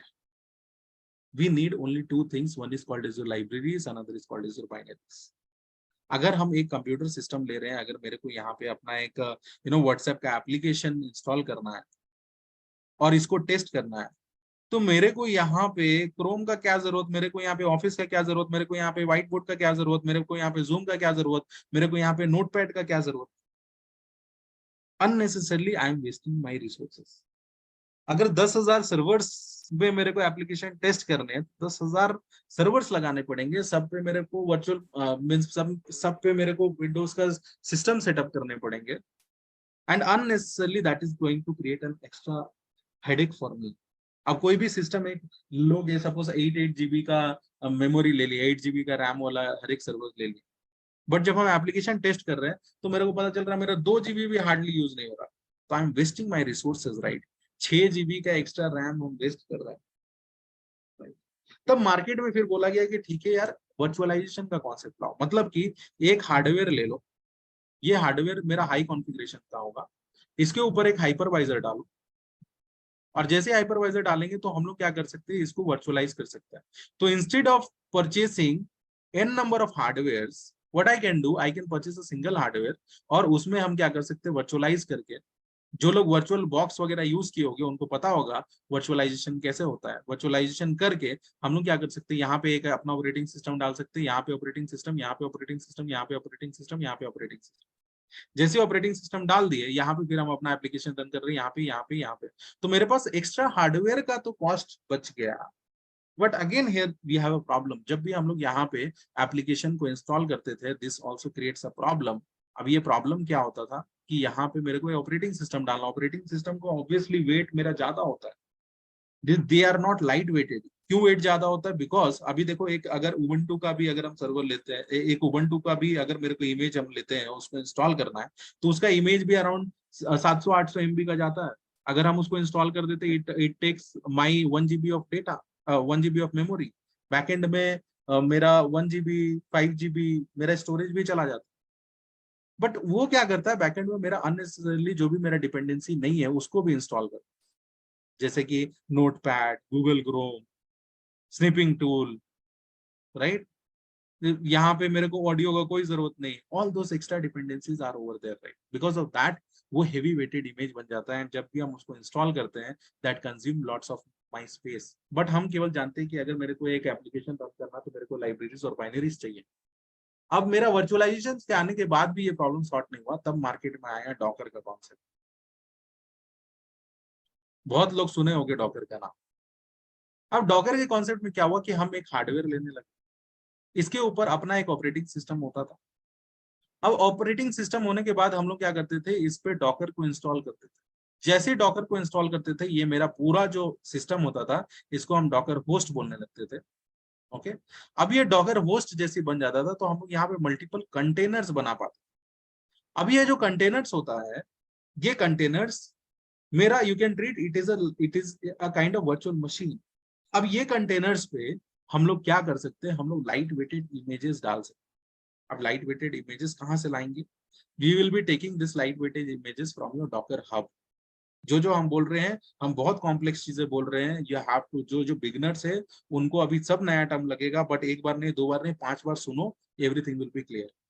So hardware है, ऑपरेटिंग सिस्टम है, उसके ऊपर जैसे हम डॉकर को इंस्टॉल कर दिए, मेरा सिस्टम डॉकर होस्ट बन गया। उसके बाद हम क्या करने लगे, अपने डॉकर होस्ट पे I will be able to create multiple containers, और जैसे वो कंटेनर्स बनाएंगे हम लोग, तो हम लोग फिर क्या करेंगे, यहाँ पे लाइट वेटेड इमेज डालेंगे।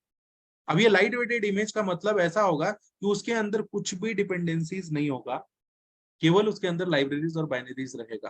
तो जो एक उबंटू का इमेज मेरा 700 MB का होता था, यहाँ पे that will B of 70 MB only.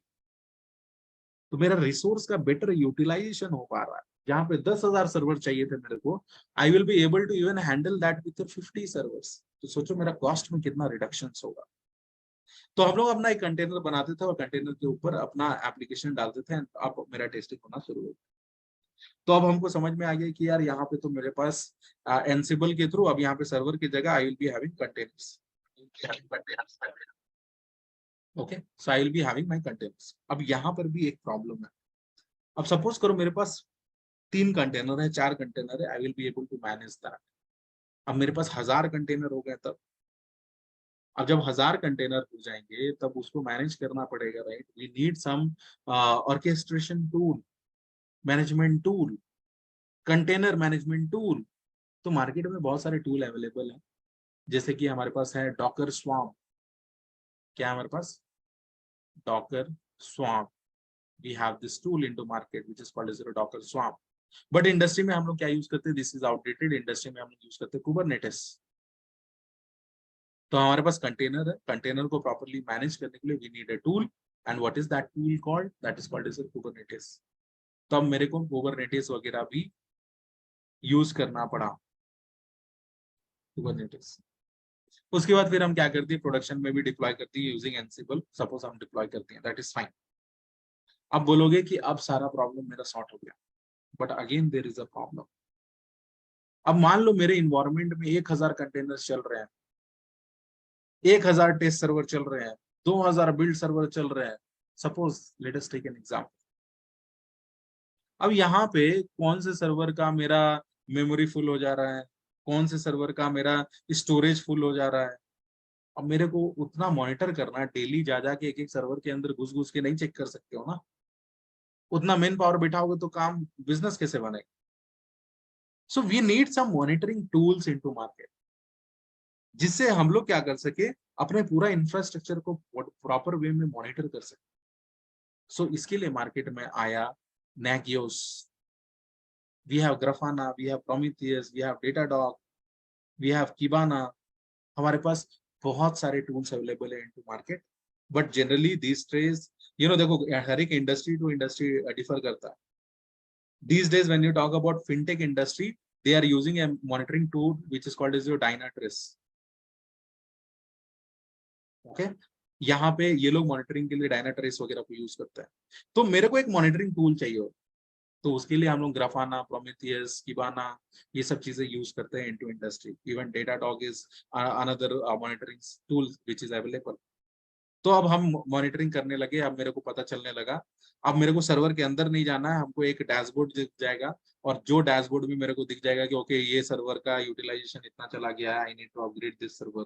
ये सर्वर में यूटिलाइजेशन बहुत कम जा रहा है, I need to downgrade this server. So proper monitoring भी अब मेरा होने लगा।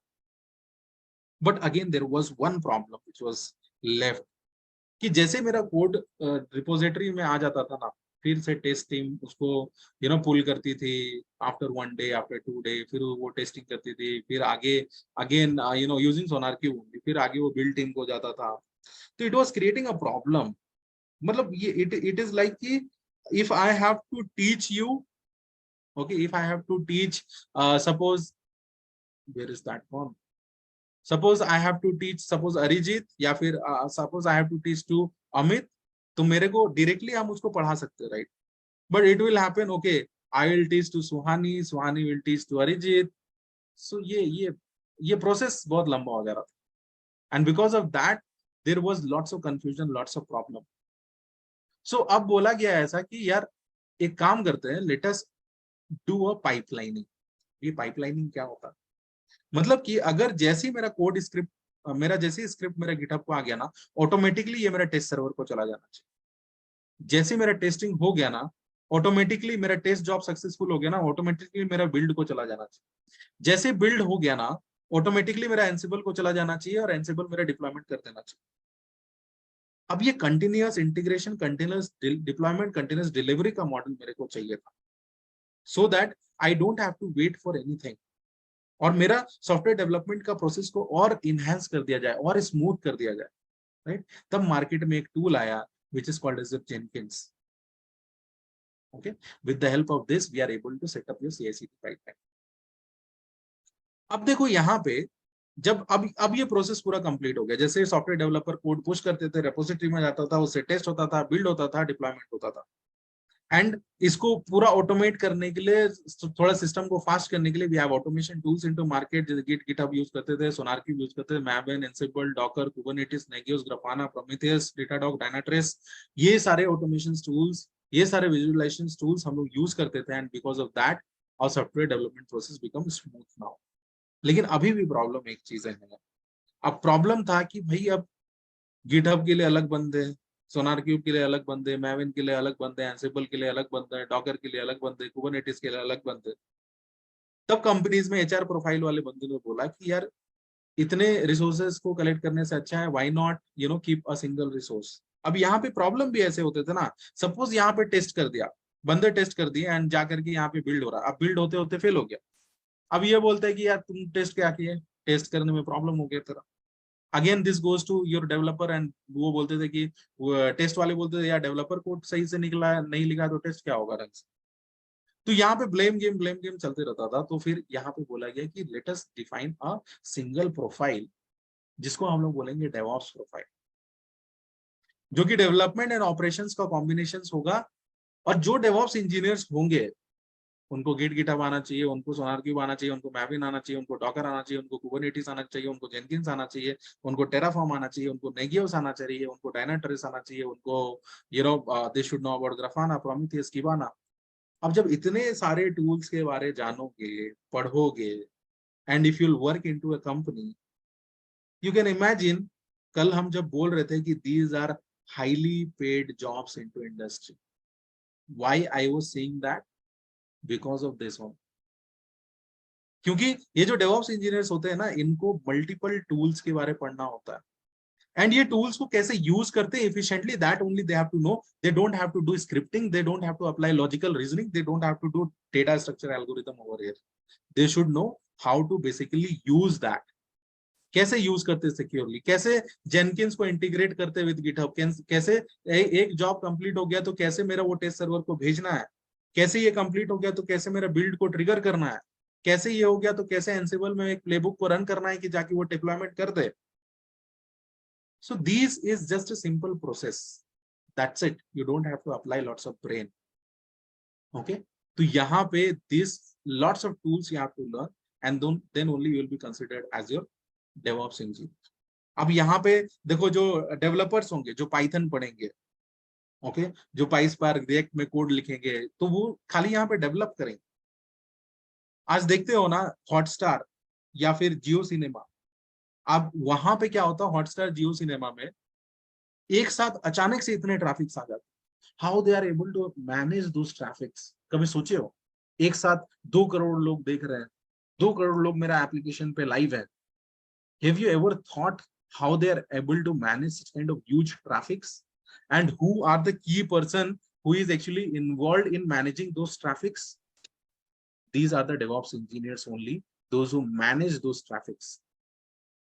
अब ये कैसे मैनेजमेंट होता है, क्या होता है, उसके लिए क्या क्या ये लोग टेक्नोलॉजी यूज करते हैं, they are using Kubernetes, they are using Docker, they are using Jenkins. तो डोंट यू थिंक कि अगर हम ये चीजें इंडस्ट्री में यूज हो रहा है और अगर हम ये चीजें सीख लेंगे तो that is going to benefit me when we will be working into industry, it is going to help me. कल भी हम बोल रहे थे कि अगर कल क्लास में कुछ चीजें पढ़ाया जाने वाला हो और अगर हम आज उसको प्रिपेयर कर ले और कल क्लास में जाएं, I will enjoy the class, नहीं तो फिर मेरे को नींद आएगा class. This will happen, right? The similar way when you are going to work into industry और पता है कि यार इंडस्ट्री में ये टूल्स यूज होते हैं, why not to learn this tools, right? So ये सबको पढ़ लेंगे, if I can do everything, तो फिर जाकर के इंडस्ट्री में I enjoy that. And you can not imagine industries are changing like anything. अब इंजीनियरिंग कॉलेज के फर्स्ट ईयर बंदों को सब कुछ पता होता है। सो इफ यू थिंक कि यार हम फोर्थ ईयर में जाकर के ये सब चीजों को सीखेंगे, then you are fooled. When you will join industry, वहां पे जो बंदे आए हुए रहेंगे उनको जितना एक्सपीरियंस होगा, you will be far behind, right? So you have to adopt to this technology as soon as possible. जो डेवलपर वगैरह होंगे वो यहाँ पे आएंगे, जो डेवलपमेंट वगैरह करेंगे, and this entire automations will be done by your DevOps engineers. अब ये जो ऑटोमेशंस होगा, ये जो सर्वर्स वगैरह डिप्लॉय होंगी, ये कहाँ पे डिप्लॉय होंगे? कौन डिप्लॉय करेगा इस पर? So this will be done by your cloud solutions architect, जो AWS के बारे जिनको एक्सपर्टाइज होगा, जिनको एज्योर के बारे एक्सपर्टाइज होगा, जिनको गूगल के बारे GCP के बारे एक्सपर्टाइज होगा। अब वो लोग क्या करेंगे, प्रॉपर एक इंफ्रास्ट्रक्चर सेटअप करेंगे into AWS, into Azure, into GCP, and then they will be integrating this entire stuffs. Okay, so if you have to come into DevOps profile, see, when you are learning only AWS, Azure, then you are good for cloud engineer profile.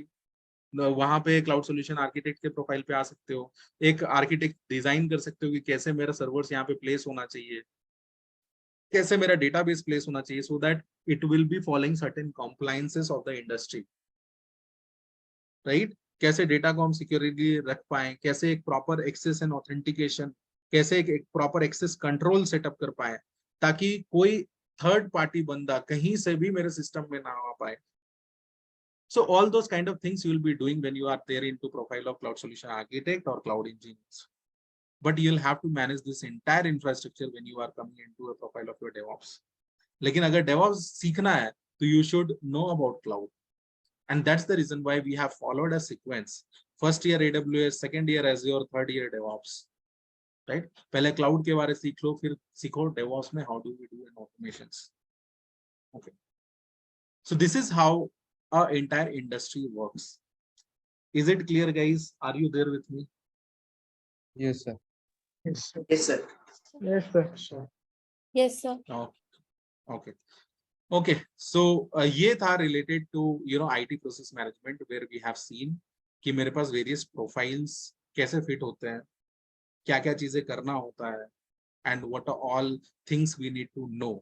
आज कुछ नया terms सुने होंगे which is actually used into industry. अब क्या करना है, ये सब टर्म्स को थोड़ा एक्सप्लोर करना है। आज हम बहुत सारी चीजें बताएं, हिप्पा के बारे में बताएं, हम SOC 1 SOC 2 के बारे में बताएं, हम ISO के बारे में बताएं। यू गो इनटू गूगल, एक ब्लॉग लिखो विथ रिस्पेक्ट टू कॉम्प्लायंसेस। उसमें लिखो कि SOC 1 क्या होता है, SOC 2 क्या होता है, हिप्पा क्या होता है, डाइकॉम क्या होता है, HL7 क्या होता है, ISO क्या होता है, and why that is so important. Cloud सीखना is important, but we have to follow certain compliances when we are working with a bigger enterprise client, or even why not a SMB clients, small medium businesses, or why not as startup companies. हम हर एक जगह best practices को follow करेंगे, so that my data, my customers data will be secure. Okay, तो थोड़ा सा वो सब के बारे रिसर्च करो। आज इतना सारे प्रोसेस के बारे बताएं, थोड़ा कभी डॉकर के बारे थोड़ा सा देख लो, कुबरनेटिस के बारे थोड़ा देख लो। We have everything available in our platform only. थोड़ा उसको एक्सप्लोर करो, जाओ देखो, ऐप में भी DevOps का एक प्लेलिस्ट होगा, सारा चीजों को देखो, पढ़ो, समझो। Okay, and then slowly gradually you move into this technological part. चलो, अब हम लोग थोड़ा सा ये IT प्रोसेस मैनेजमेंट के बारे देख लिए, वेरियस प्रोफाइल्स के बारे देख लिए, what all things we have to know उसके बारे देख लिए। Now we will be moving ahead with the other stuffs. Okay, अब ये जो DevOps बोले अगर हम, तो if I have to summarize कि अगर हमको DevOps प्रोफाइल में जाना है, so what do we need to know. सबसे पहले मेरे को ना थोड़ा कमांड होना चाहिए ऑपरेटिंग सिस्टम के बारे में। We should know about Windows, how do we operate in Windows. Okay, we should know about Linux is very important, Linux तो जानना ही पड़ेगा। We should know about, I am talking about DevOps, okay. I should know about what do we do into cloud. So हम लोग को cloud के बारे important है जानना, बिकॉज सारा ऑटोमेशंस मेरे क्लाउड पे ही होंगे, तो मेरे को AWS आना जरूरी है, Azure आना जरूरी है, right? This are the two things which market high with the highest market shares. So AWS Azure बहुत जगह यूज किए जाते हैं। GCP is also there, but that is not into practice by most of the industry, अभी नहीं है। Okay, but going down the line, you can assume after 3 years or after 4 years, GCP will also be there into market. We should know about Docker. We should know about Kubernetes. Okay. We should know about Ansible. Similar to this Ansible, we have something called as a Chef into market. We should know about Git and GitHub. Okay. We should know about building tools like Maven. We should know about Jenkins. Okay. We should know about Terraform. Okay. अब देखो ये Jenkins, Terraform Terraform एक नया चीज अभी सुने आप, ये टेराफॉर्म क्या है? अगर मान लो मेरे को एक वर्चुअल मशीन्स या फिर मेरे को एक सिस्टम, मेरे को एक सर्वर डिप्लॉय करने हैं to my cloud, okay, AWS से लेने या Azure से लेने हैं मेरे को एक वर्चुअल मशीन, उस पे हमको अपना एक एप्लीकेशन कॉन्फ़िगर करना है, तो हम क्या कर सकते हैं, जा करके AWS कंसोल में जा करके what I can do is, cloud computing का एक अच्छा, okay, you just listen to me this one. You see, you don't have to follow any book or anything. You follow our lecture, that is more than sufficient. अभी इसको कर लोगे ना, so I have, जो पिछले batch में थे AWS के बैचेस में, they might be knowing कि जब हम लोग पूरा अपना AWS का करिकुलम कंप्लीट कर लिए थे, and when we have then we have shown them a interview, जो हम लोग इंटरव्यू लेते हैं for a candidate, and once we have interviewed, हम लोग उससे क्या क्या पूछे and the way they answered, okay, उनको कुछ नहीं पता चल पा रहा था, they were even having a 2 year 3 years of experience, but they were not knowing this core concept, basic concepts जो हम लोग पढ़ाते हैं. You follow these concepts only, nothing else you have to follow, nothing else. जहां जहां हम जो जो पॉइंट्स बोल देते हैं, okay, you have to learn about this, ये चीजें फॉलो करो, ये चीजें गूगल में देखो, रिसर्च करो, मीडियम्स में ब्लॉग्स लिखो, that is sufficient. उतना कर लोगे, that is all okay. You don't have to listen to everybody, right? You listen to me only, everything will be fine. अब यहाँ पे देखो हम क्या बोले, टेराफॉर्म. अब हम बोले कि अभी हम जाएंगे AWS कंसोल पे या Azure कंसोल पे, हम क्या करेंगे वहां पे, I will be just creating a virtual machine. But do you think into industry this happens? नहीं यार, इंडस्ट्री में ऐसे नहीं होता. जब भी whenever you are going to work into production environment में अकाउंट का एक्सेस ब्लॉक कर देंगे. They will be giving you only read access. तो हम वहां पे जाकर डिप्लॉय ही नहीं कर पाएंगे कोई भी रिसोर्सेस. अगर मेरे को एक वर्चुअल मशीन भी डिप्लॉय करना है, I will not be able to deploy that. तो फिर प्रॉब्लम क्या होगा? सो वो लोग क्या बोलते हैं कि ठीक है, आप स्क्रिप्ट लिखो, आप स्क्रिप्ट को बैकएंड में रन करो, and that is going to deploy your resources over there. अब बोलोगे सर स्क्रिप्ट लिखने के लिए फिर तो प्रोग्रामिंग आ जा रहा है, फिर प्रॉब्लम सब. No no no, Terraform use करते हैं इनटू इंडस्ट्री, एंड इसका जो लैंग्वेज यूज करते हैं that is called as your SQL language. You have to give me only 5 days, 5 दिन में you will be learning about Terraform. You don't have to apply any logical reasoning over here. Simple concept पढ़ लेने का, that is it. That we have covered in our DevOps curriculum as well, this time which we have just completed. वहां पे we have covered the entire Terraform, what is actually needed into industry, and सबको कैसे use किया जाता है, from where you have to get the data, from where you have to copy, from where you have to paste. So all those things are discussed. Okay, so ultimately अगर मेरे को कोई infrastructure deploy करना है, तो I will not go and deploy using console. But हमारा जो curriculum है उसमें will be deploying using console. But industry में into production environment you have to deploy using your IAC, Infrastructure Code Service, which is provided by your Terraform. Okay, तो Terraform को use करके we will be deploying the resources. So when we talk about DevOps, we have to know about these things. Overall, you can omit some of the things जैसे कि ये Maven. Okay, यहाँ पे हम लोग websites वगैरह को बिल्ड डायरेक्टली कर लेते हैं यूजिंग Jenkins only. Okay, तो इसको हम लोग स्किप कर सकते हैं. We can, otherwise we have to use your Linux के बारे पढ़ना होगा, AWS के बारे, Docker के बारे, Kubernetes के बारे, Ansible के बारे. Ansible you can know, you can omit Ceph because these days Ansible is only getting practice into industry. एक टूल भी सीख जा रहे हो, that is more than sufficient. GitHub के बारे पता होना, Jenkins के बारे, Terraform के बारे पता होना. And these all things we have covered into our curriculum as well. तो ये सब के बारे थोड़ा देखो, आइडिया लो, धीरे धीरे. If you have interest into getting into this domain, थोड़ा थोड़ा ये सब को एक्सप्लोर करना सीखो, and then you will be able to do some sorts of project. And project को इंडस्ट्री में कैसे इंप्लीमेंट करता है. अब देखो यहाँ पे when I will be talking about Kubernetes, right. अब ये कुबरनेटिस का अपना एक सॉल्यूशंस है, बट वी हैव योर पास सॉल्यूशन. अब ये SaaS, PaaS, ये सब क्या होता है, we'll be talking about that. AWS का, Azure का अपना PaaS solution है, Platform as a Service solution, जहाँ पे we have to talk about AWS में we have something called as EKS. Okay, and we have covered this in a very efficient way. We have something called as AKS. देखो ये Kubernetes market में ना 2015 में ही आया, but it has acquired the entire market. अभी जितना बड़ा बड़ा एप्लीकेशन है ना, everything is running on to Kubernetes.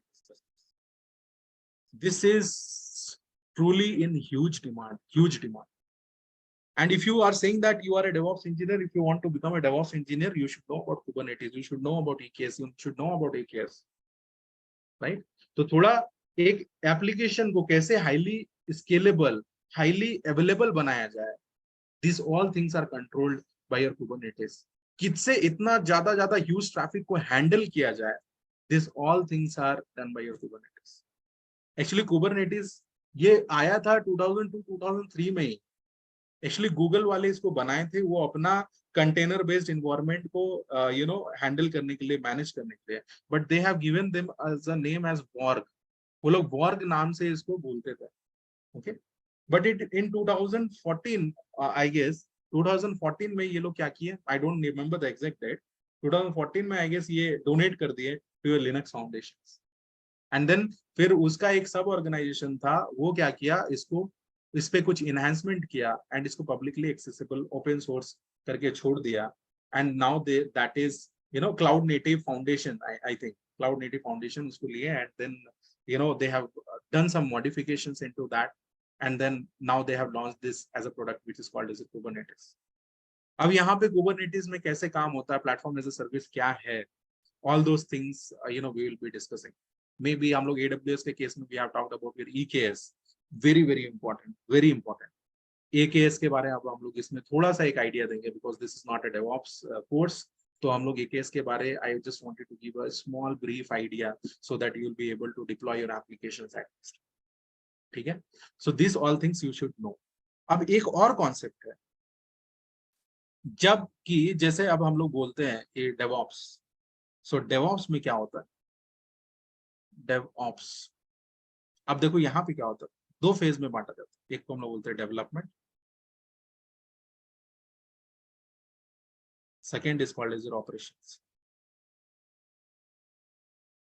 Okay, development and operations. अब हम लोग सबसे पहले सोचो हम लोग क्या करते हैं. सबसे पहले अगर मेरे को डेवलपमेंट करना होगा तो सबसे पहले हम क्या करेंगे, सबसे पहले हम प्लान करते हैं, right?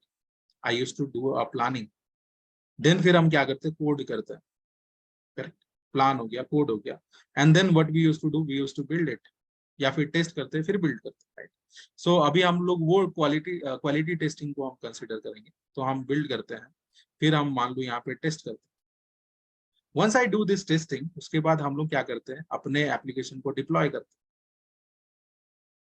Once it is diploid, फिर हम लोग उसको ऑपरेट करते हैं, राइट? मैनेज करते हैं, एंड देन फिर हम लोग क्या करते हैं, इसको मॉनिटर करते हैं, पूरा इंफ्रास्ट्रक्चर को मॉनिटर करते हैं. तो यू सी, सबसे पहले हम लोग क्या किए, we have planned it, right? फिर हम लोग कोड किए, कोड करने के बाद फिर बिल्ड किए, बिल्ड करने के बाद फिर टेस्ट किए, टेस्ट करने के बाद फिर हम लोग डिप्लॉय किए, डिप्लॉय करने के बाद ऑपरेट, ऑपरेट करने के बाद monitor, and we have integrated this only, right?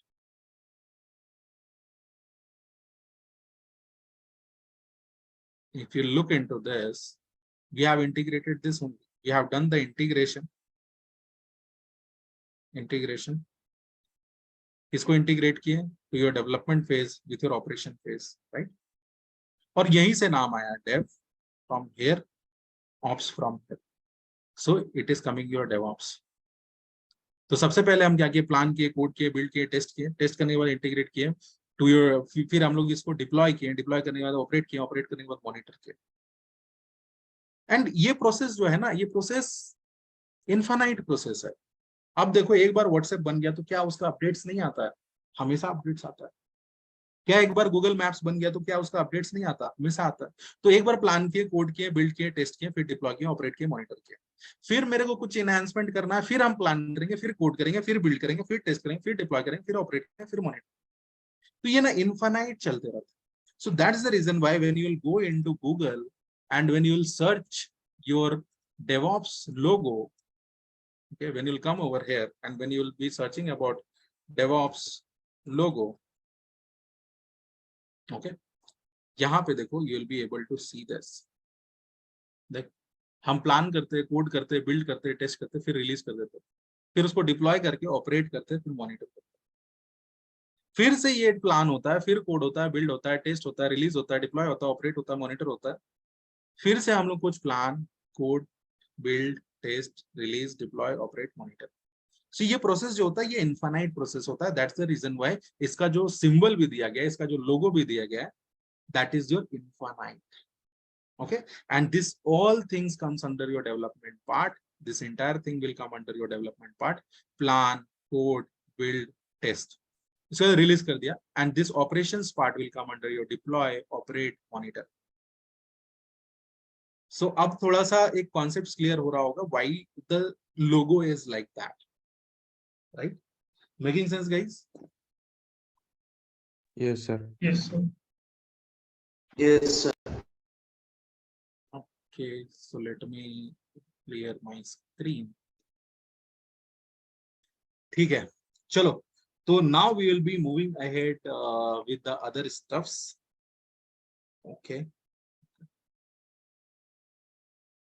तो अभी तक हम लोग एक चीज समझे हैं. We will quickly finish this. We'll have this last discussion because theory you might get bored. चलो, अब हम तो समझ में आ गया मेरे को कि भाई फ्यूचर किधर जा रहा है. What all things we have to learn, what all things we have to explore, what all tools we have to know. If I am not interested into all those logical reasoning part, वो सब नहीं हो रहा है, तो if I have to get into industry और काम करना है, तो what can be the best profile? There are few people those who are very passionate about writing, scripting, coding, and if they are interested into those technology, please go ahead into those. Okay, लेकिन अगर किसी को explore करना है, you can explore into this area as well. अब मेरे को समझ में आ गया कि क्या क्या चीजें पढ़ना होगा. So that's the reason why we'll start with your Azure now. जो लोग AWS कर चुके ऑलरेडी, उनका fundamentals they are on to full right track now. And you have to, after Azure, you have to learn your DevOps. और time अगर बीच में मिलता है, you have to explore your data analytics services as well. Okay, and you don't have to go anywhere. Everything is available into our platform. You can read there, do whatever you want. Okay, अब देखो यहाँ पे एक चीज समझते हैं अब Azure के बारे में. Azure के बारे में हम समझ गए कि भाई इसका एक डेटा सेंटर है, ठीक, जहां पे ये लोग क्या करते हैं, अपने रिसोर्सेज सर्विसेज को डिप्लॉय करके रखते हैं. If I'll show you Azure data center, हमको दिखाई भी थे, I guess. If I'll show you Azure data center, और data center किसको बोलते हैं हम लोग, that also I have said you. जहां पे मेरे पास ऐसे सर्वर नेटवर्किंग डिवाइसेस वगैरह रखते हैं, you see global infrastructure इसका देखोगे, you see this is how the data centers actually looks like. उसके अंदर का स्ट्रक्चर कुछ इस हिसाब से दिखेगा. यहाँ पे बैकएंड में बहुत सारे नेटवर्क इंजीनियर्स वगैरह रहते हैं जो कि पूरा मैनेज करते हैं. Okay, this is a simple clicks of your data centers. Okay, you can imagine this is the way it looks like. Everything is controlled, managed. एक जितना बड़ा फुटबॉल ग्राउंड होता है ना, उतना बड़ा साइज एक होता है डेटा सेंटर्स का. वहां पे ये लोग सब अपना पूरा सेटअप करके रखते हैं. एंड अल्टीमेटली जो इनका डेटा सेंटर है Azure में, देयर आर सर्टेन हायरार्कीज. अब हायरार्की क्या होता है, Azure वाले बोलते हैं मेरे पास अक्रॉस द वर्ल्ड मेरे पास डेटा सेंटर्स. तो यहाँ पे ना कुछ नेमिंग कन्वेंशन है which you need to understand. First is your region, second is your availability zone.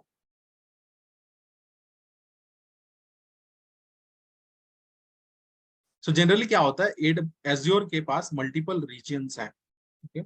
Region 1, Region 2, suppose this region is into USA, this region is into India. Okay, अब ये जो reason है, what is this region? This region अगर in simple terms अगर बोला जाए तो these regions are nothing but your cluster of availability zones. अब एक एक रीजन में इनके पास मल्टीपल अवेलेबिलिटी जोन्स होते हैं. ओके, मल्टीपल अवेलेबिलिटी जोन्स होते हैं. हम क्या बोले, regions are cluster of availability zone. And what is availability zone? Availability zones are cluster of discrete data centres. तो मतलब कि ये मेरा रीजन हो गया, ये मेरा अवेलेबिलिटी जोन्स हो गया, और इसके अंदर मेरे पास multiple clusters of data centers. Okay, तो अगर हम बोल रहे हैं कि हमको एक वर्चुअल मशीन चाहिए Azure से, तो मेरे को एक रीजन में, उसके अंदर एक अवेलेबिलिटी जोन में, उसके अंदर से एक डेटा सेंटर से मेरे को चाहिए क्या चाहिए, मेरे को एक वर्चुअल मशीन चाहिए. राइट, सो ये हायरार्की फॉलो करता है. तो हम क्या बोले, रीजन एक होता है, रीजन के अंदर अवेलेबिलिटी जोन, अवेलेबिलिटी जोन्स के अंदर मेरे पास डेटा सेंटर्स. और वो डेटा सेंटर्स के अंदर जा करके हम लोग अपना चीजें डिप्लॉय करते हैं. How will you be knowing that? तो यहाँ पे गूगल में आ जाओ, you search this one, Azure Geography. When you'll come over here, you come to this one.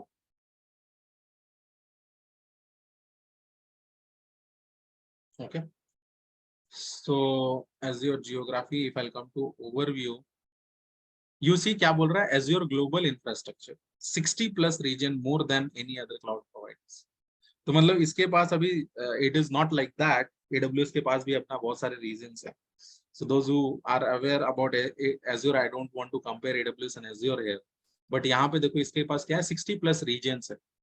Now you are able to understand, okay, what this region I am talking about. और ये region के अंदर, if I click on Explore Globe, तो यहाँ पे मेरे को, I don't know whether it is going to show me that or not. It is not going to show me here. तो यहाँ पे इसके पास 60 different regions है, 60+ regions है.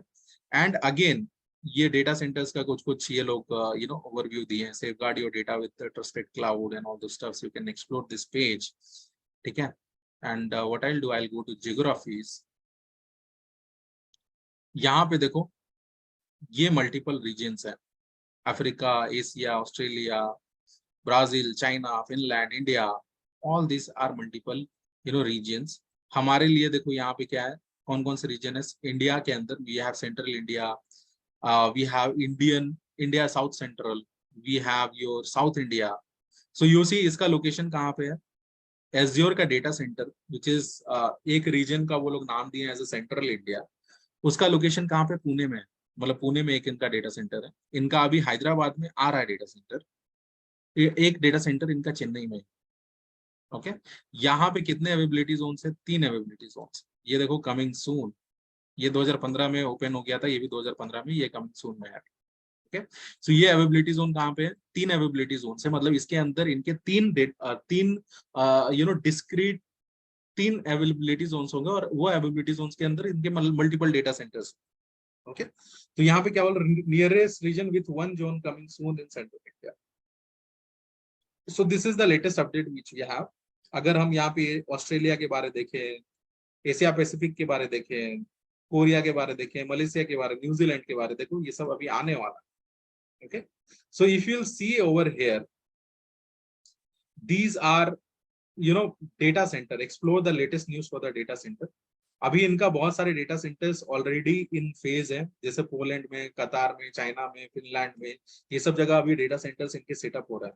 सो यू कैन इमेजिन ये सब अभी एक्सप्लोर कर रहे हैं एंड यू कैन इमेजिन कि अभी कितना आगे बढ़ने वाला है. So for your next 15 to 20 years are secured with your cloud. Okay. अभी ChatGPT का एडवांसमेंट से I said like it can write a script for you, but it cannot go and deploy the resources into AWS cloud or into Azure cloud. Right.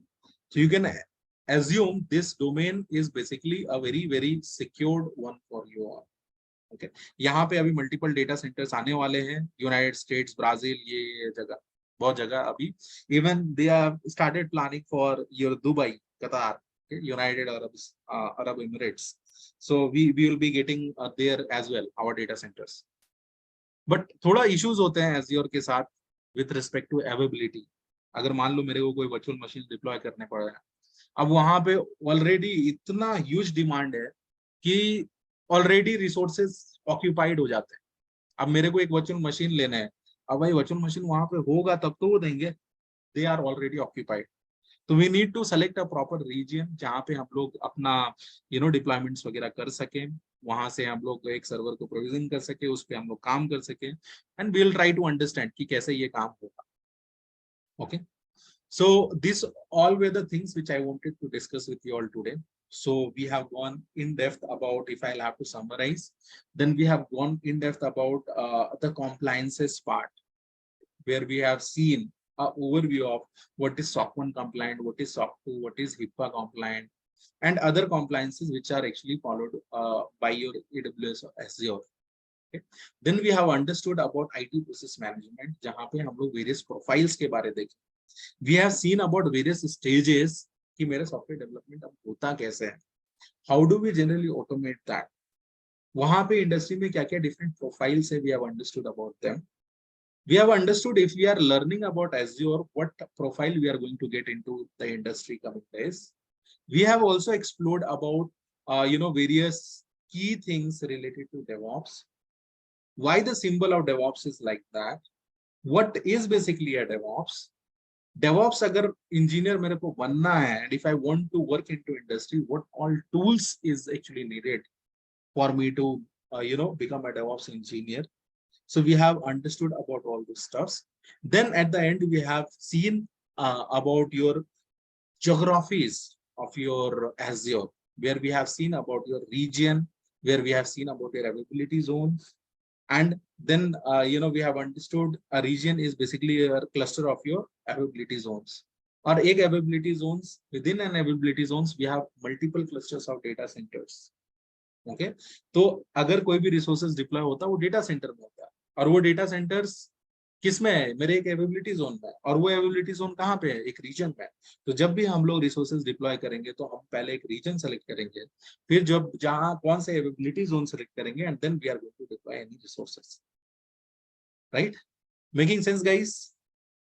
Yes, sir. Okay, so let me stop sharing, let me stop recording as well.